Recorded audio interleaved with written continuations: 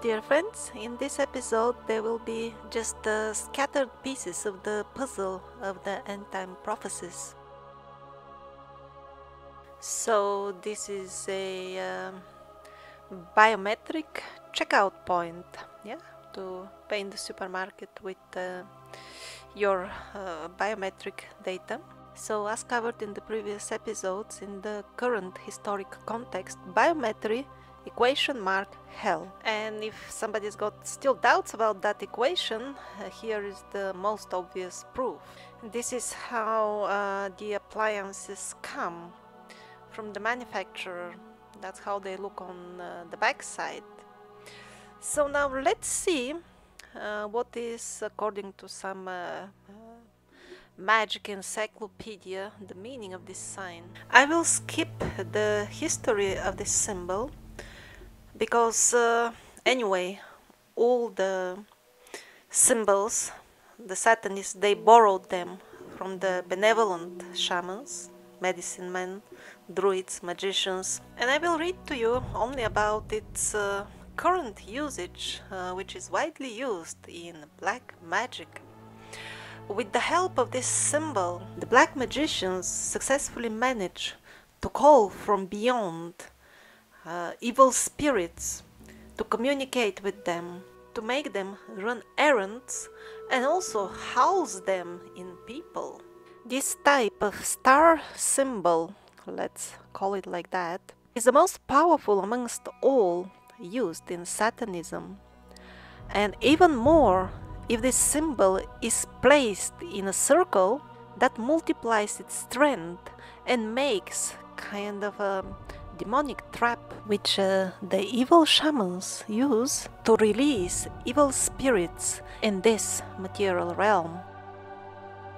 And by the way, some banks are already collecting the biometric data of customers without even letting them know in clearly understood language. It is somewhere in the small print. Like, for example, one of those innocent-looking notifications that we're changing our terms of service, etc., to which people agree without reading, just so that they can make their bank transfer. And then, of course, modern smartphones are perfectly equipped to harvest biometric data, and that's how humanity is getting nearer and nearer to hell.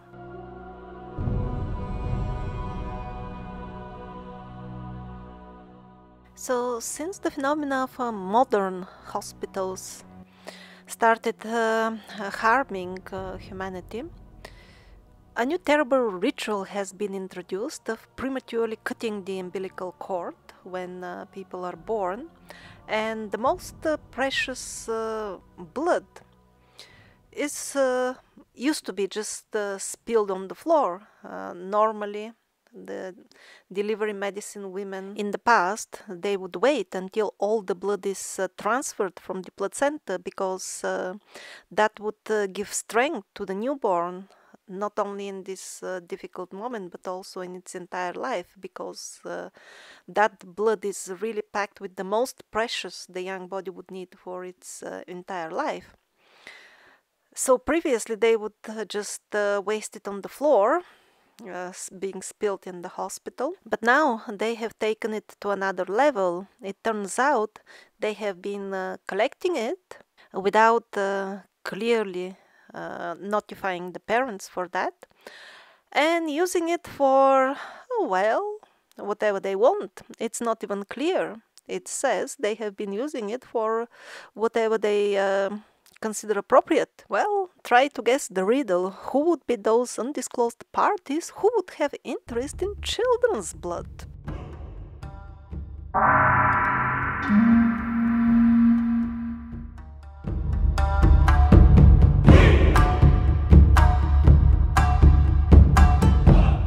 And the insanity gets more and more shocking by the day. The Cosmopolitan magazine, which is read by some 50 million readers, has published practical do-it-yourself satanic abortion. It even offers like kits by mail for the women and online assistance and how to do the ritual with the help of an officially registered Satanic church. So if today's news can inspire one only to vomit, God knows, when the proper tribulation starts, well, if it is much worse than now, then it must be exactly in the way it was described in the prophecies.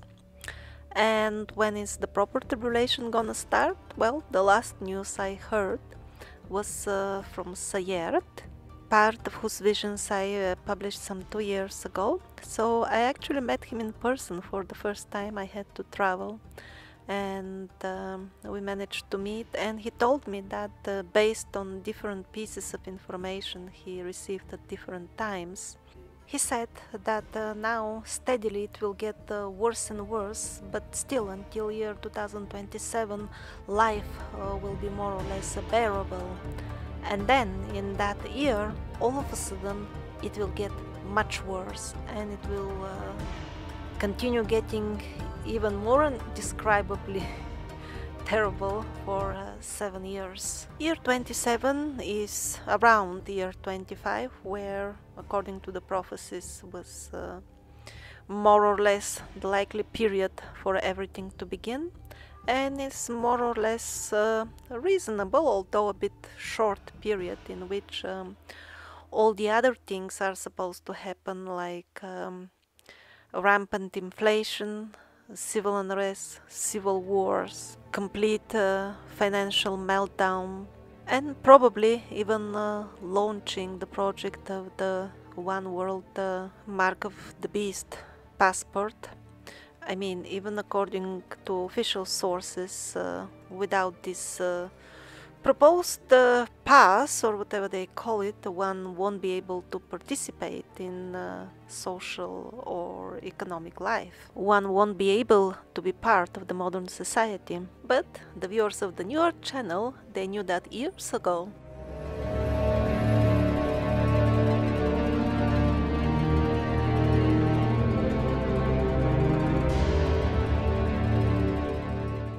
But of course those who will not accept the new passport have nothing to fear. Like, for example, since the beginning of the COVID farce has been some 3-4 years already. Did you notice how fast they flew by? Well, that's how long will be the strong part of the proper tribulation, only that much. It is very, very short period, actually. Not to mention that in the prophecies it says that it will feel like a couple of months, much shorter than even the time feels right now.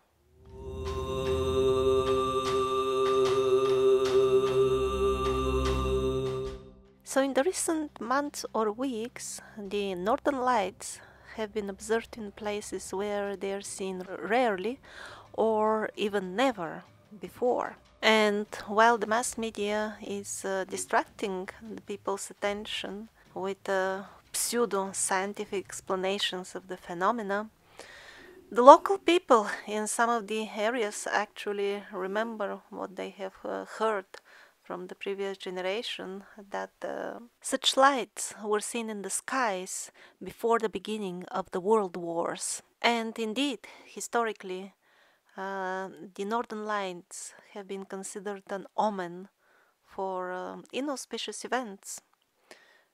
People would say that the shapes it makes, the lights, they resemble spears or even angry dragons.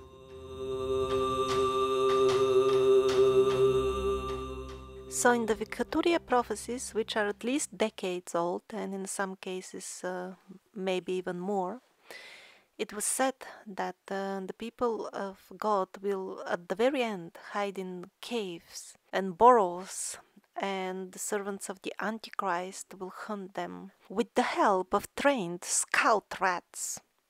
And indeed, it's a very recent trend. Since an year or so, they have actually announced that they have started training rats now for rescue operations, like, for example, earthquakes, for locating people But of course, it is obvious that they could use them to locate people for other reasons as well.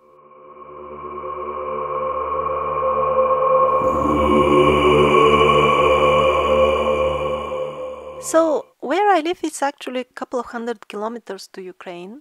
So I thought it might be informative to tell you what stories the people who flee from there actually tell.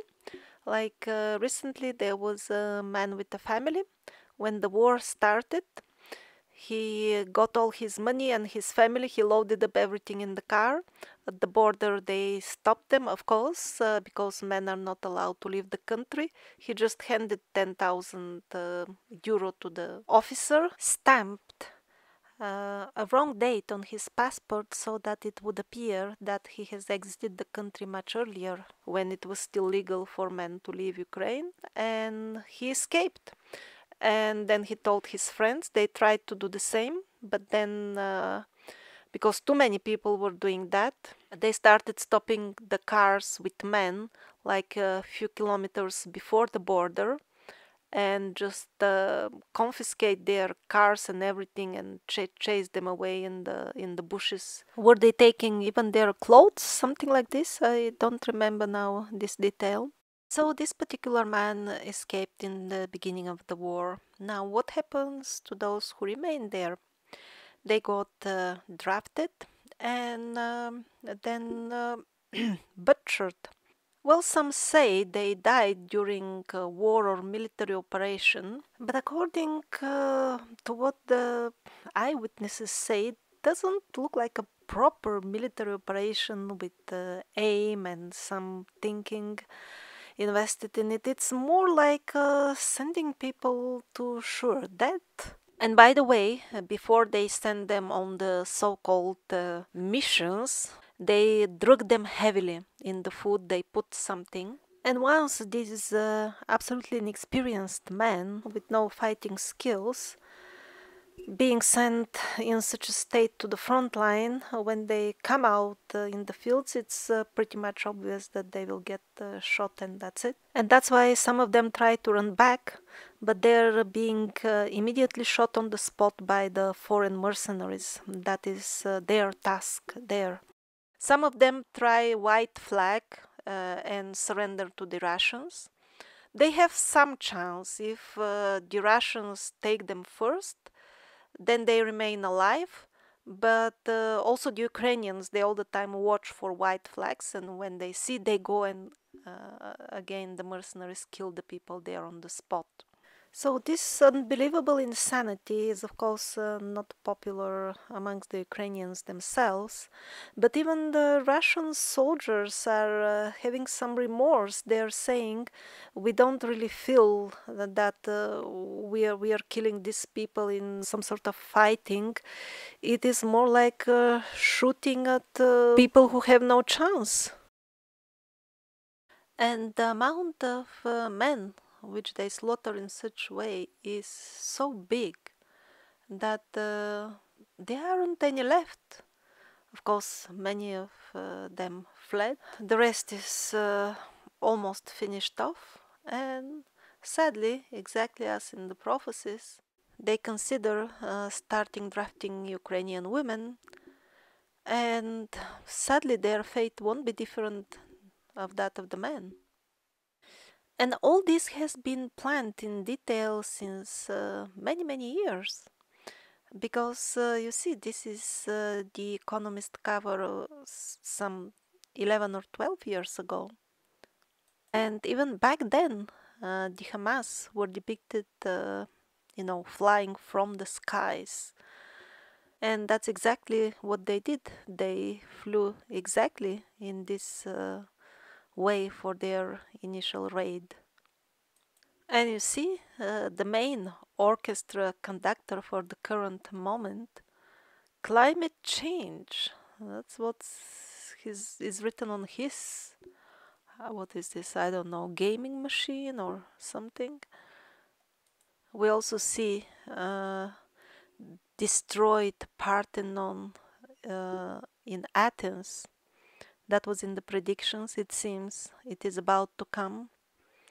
It's obvious who will organize all this. And it is so obvious from all sides that this is set up, that humanity is being framed. And still, the ordinary people, they don't get it. They always continue with their small excuses, like, for example, in Ukraine.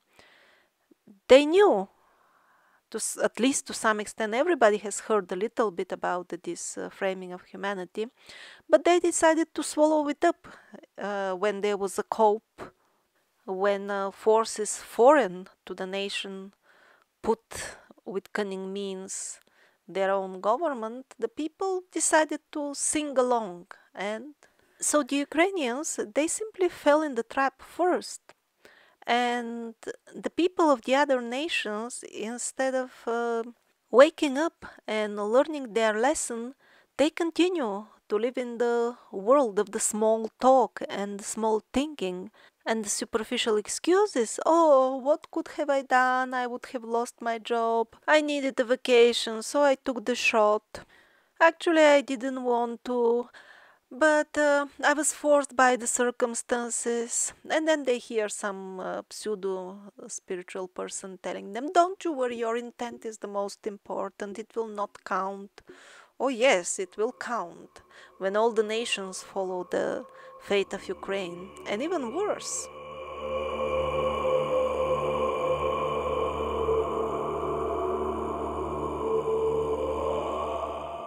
Too many people nowadays prefer not to listen to disturbing, according to them, ancient prophecies about rather unpleasant apocalyptic scenarios for all kinds of different reasons. Unfortunately, these people who find the ancient language of hell and heaven unpalatable, they do listen and watch prophecies all the time, but prophecies of other type in disguise. The events foretold in these other prophecies are very similar to the events foretold by the saints, and the only difference in the essences of both materials, the ancient and the modern woke prophecies, the major difference is that the woke prophecies miss the most important element, and that is how to remain human and happy and enlightened at the end of the ordeal. The woke prophecies, I mean, is all the movies, all the shows, all these seemingly ordinary stories you hear from people who are immersed in Kali Yuga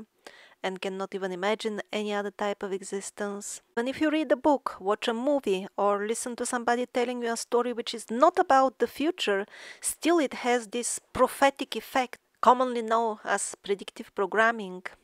This is very much used nowadays, but very few people understand its true meaning, or rather its depth. Usually people imagine, or they are made to imagine, predictive programming like this. One hears a certain story again and again, one sees it again and again, and when the parasites make a setup for it, the humanity will respond in the way they have seen in the movies. But this is just the superficial layer, which is also dangerous.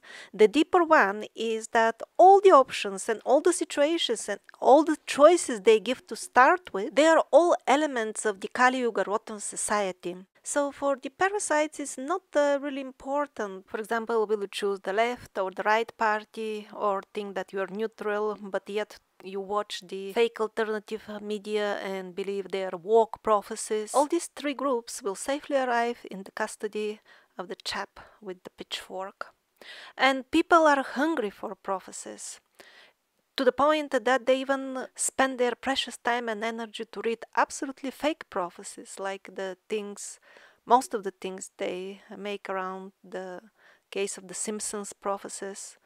This is a sheer waste of time. And yet far more people watch this type of so-called prophecies rather than listen to the saints who have proven their mystic powers. At least in the West, that is the situation. And by the way, putting aside the littering, the internet littering with fake Simpsons prophecies, aside from that, the makers of the serial seem to be well aware of the upcoming events, because they are talking even about the instant flip upcoming between Russia and the Soviet Union too. to the point of showing even a more or less correct map, although it's not sure is this in the beginning of the Third World War or towards the end of the tribulation when the new golden age starts from the Slavic nations. That is not clear, but they seem to be informed. And one other new for my channel source talks about this unification, Verica Obrenović from Serbia. She's most definitely one of the most reliable and accurate sources of predictions, something like Mary Julie Jaheni or Nina Orotrok Vyacheslav. And she also spoke that this union between Russia, India and China, they will become the leaders of the world. Currently, it is kind of US managing the world affairs, but she said that soon they will be struck by hurricanes, floods, and other natural disasters so badly that the country will struggle to even mind its own business, let alone do anything abroad. The European Union, she said, will also fall apart, but a new one will be formed on its place with different members, somewhat different. This was, by the way, in other prophecies as well. Other things she mentions is the eruption of Yellowstone, which will cause total darkness on Earth for a couple of days. Is that the 3 days of darkness event? I don't know. She has now left the earthly realm, but recently they actually published footage of her talking even about the modern virus, that it will escape a laboratory. She also spoke about the Fukushima disaster, of course, before it happened, and many other things with amazing accuracy. However, because the material is kind of very fresh, it's not yet translated. So if somebody from Serbia or somebody who knows Serb language watches, you can contact me, because I want to present her prophecies, the complete prophecies in English, but I understand Serbian only half, so I could use some help.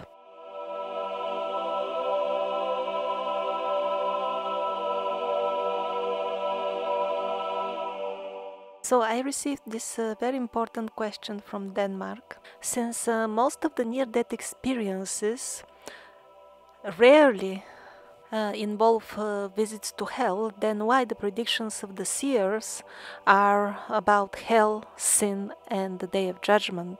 Yes, the people who pass through the gate of death and then return rarely report seeing hell, but there are still plenty of testimonials in that regard, verified. I mean, people who were in clinical death. Thousands of people with near-death experiences have seen hell. This place does exist. In the question it says, there is no right or wrong. This is what Seth, as Seth of Jane Roberts, says on this subject. Of course, there is right and wrong as universal values. However, the modern man is so bamboozled by centuries of distorting the right ideas and the right meaning of the words, because the words are the sound and the symbol. So everything is distorted now, the symbols, the crystals, the sound, the words. And it has become such a mishmash that Seth says right and wrong do exist, they are clearly defined, but it is pointless to use this terminology when I talk to modern man because of his distorted belief system. He says if I use right or wrong in their universal sense, then the modern man will not even understand what is Seth saying, because he will attribute different beliefs to those words.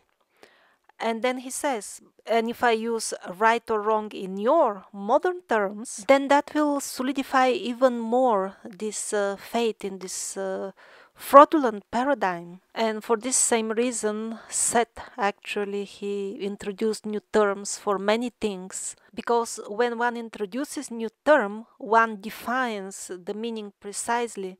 While if he uses the terms we have been using distorted for centuries, the confusion will only grow. You can listen to all the Seth books of Jane Roberts for free on the Tim Hart channel. And now, getting back to right and wrong, indeed there are many situations in which it's really hard to say, is this right or wrong? Yeah, you help somebody to carry heavy furniture and you break your back. Did you do the right thing or the wrong thing? And that's because the fabric of the entire creation is woven out of three substances: sattva, rajas, and tamas. Sattva corresponding to the right thing, and tamas to the wrong thing, and rajas is a transitory mode of action of the material nature. And of course, actions, because they happen within the material nature, they're also made of these three things. And they're usually mixed. It is very rare to have a pure sattva or pure tamas. And there are so many situations in life, and they're connected to God knows what. Maybe your higher self, maybe it is karma from previous lives, maybe it is a brand new choice you have to make. And these are so many things, they have their own portions of sattva, rajas, and tamas in themselves.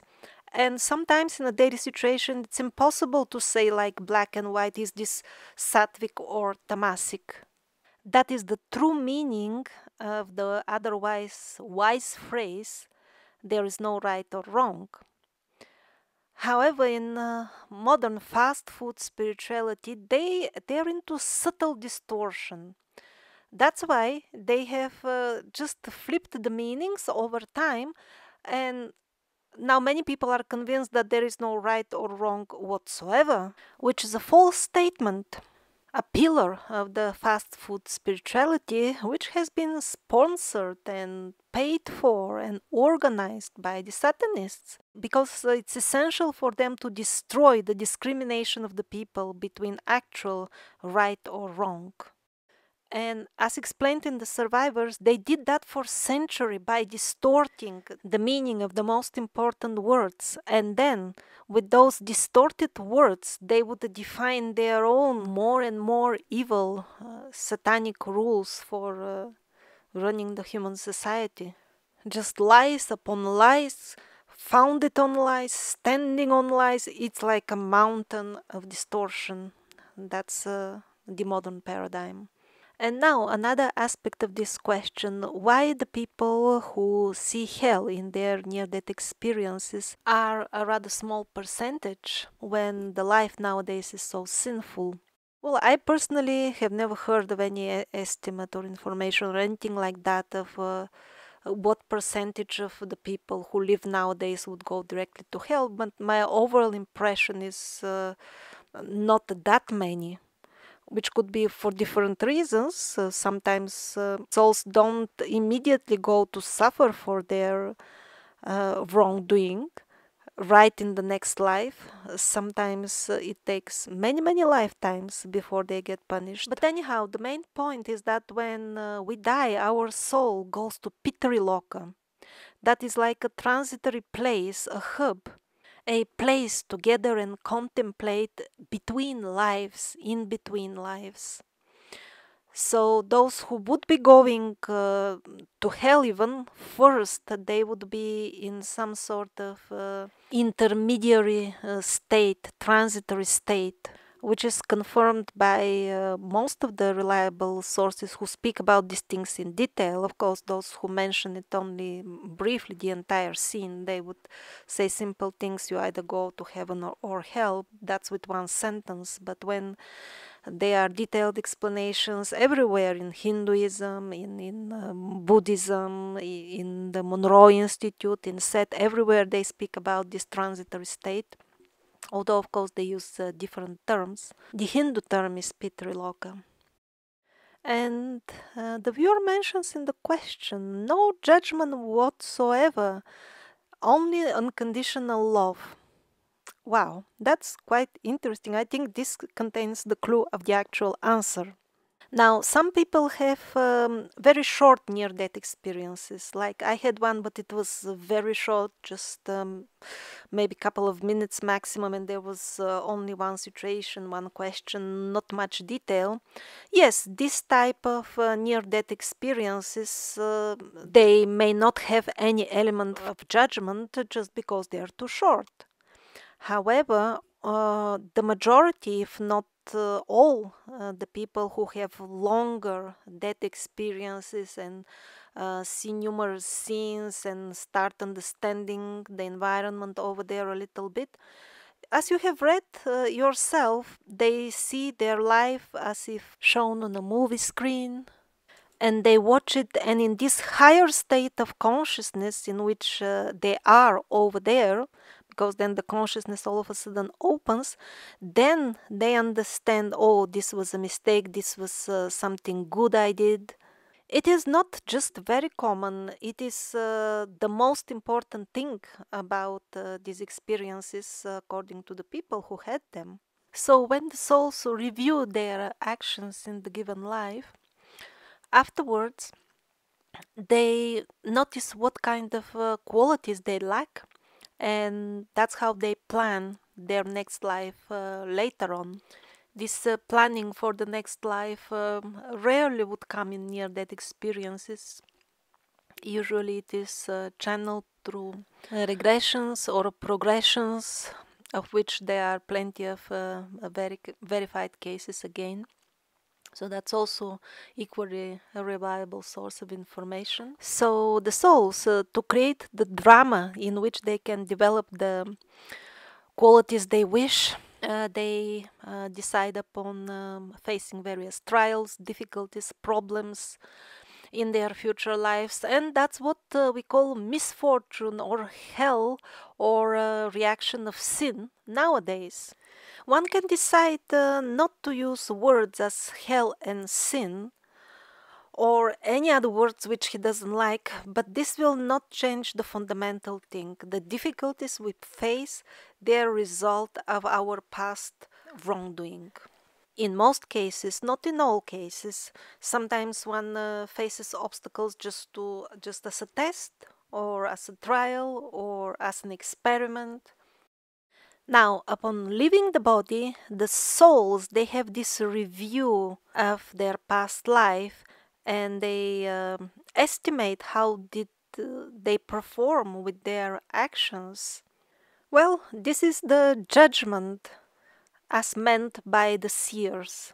Now, the Day of Judgment is a more specific event, but the meaning is the same. The only difference would be that this smaller judgment at the end of each life is more of a personal experience, while the Judgment Day will be like all the people on earth do that together. And another possible difference is that at the Judgment Day, one, according to some sources, one will review not just the last life, but also all his lives in this kalpa. It's like a major period comprising of other periods. Again, it's a Hindu term. Now, don't be misled by language tricks, language traps set for us by the Satanists. Like, for example, when the people talk about their near-death experiences, they may narrate about the review of their life and the review of their actions, how did they do, and yet the people themselves may say there was no judgment, and then they would use simply some sort of synonym or alternative term. And it doesn't matter how they call this thing happening, this process, it doesn't change its essence at all. The prophets call it judgment. If somebody else wants to call it something else, that's fine, but if you want to know the truth, it is obvious, it is the same thing. I personally think that people with near-death experience who had a review of their life and they say there was no judgment, most likely they mean I looked at my life without being judgmental. Because the two words have a similar root, and it's very easy to create a bit of a foggy confusion around this. Because judgmental, it's actually when one is biased, holding rigid opinions, stubbornness, judging for small things, blaming others, this type of stuff. This is indeed not a nice quality, and when our consciousness expands after we die, this type of silly earthly qualities, they simply evaporate in that very moment, and we return to our original state. Then we surely know what is good and what is bad, what is right and what is wrong, with their universal meanings, and we no longer measure right and wrong with the earthly values, the earthly units of measure. Other things are important there. And finally, the answer to your actual question, how to reconcile these two views. They can never be reconciled. The universal truth, which is also the universal sattva, purity and goodness, cannot be mixed with the satanic lies just because the modern people want it. The satanic lie that there is no right or wrong in higher sense and altogether and in universal sense, that is the most precious lie for the Satanists, because that's how they can lure people to hell. Yeah, do whatever you want, there is no punishment anyway. So they have made a special care to implant this into the psyche of our generation. So that's where we start, and according to how much we manage to purify ourselves, to that degree we will understand what is the actual good and bad in universal sense. And yet, on the other hand, I do believe, and many people say, that there are much, much higher realms of existence which we cannot even imagine, because the human soul is like a sprout, like an embryo of a grown-up soul. So I do believe that there are existences which are beyond the material modes of good and bad and sattva and tamas. But that is an entire different story. The natural laws in those unearthly realms are completely different. But as long as we are embodied, the laws of this nature will work on us. That's the point. That's the important. That's what the parasites don't want you to know, so that you will accept their offers, their passport, their everything.